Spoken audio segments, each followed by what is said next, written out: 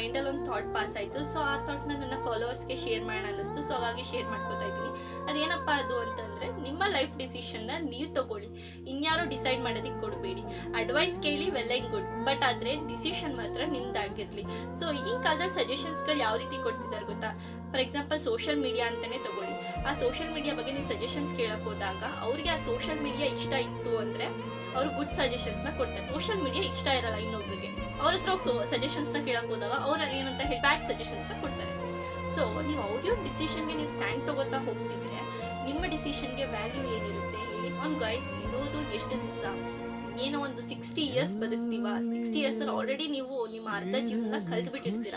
So ಇರೋ ಅಷ್ಟು ದಿನನ ನಿಮ್ಮ ಇಷ್ಟದಂಗೆ ನಿಮ್ಮ ಡಿಸಿಷನ್ ಮೇಲೆ ಸ್ಟ್ಯಾಂಡ್ ತಗೊಂಡು ನಿಮ್ಮ ಇಷ್ಟದಂತೆ ನೀವು ಬದುಕಿ.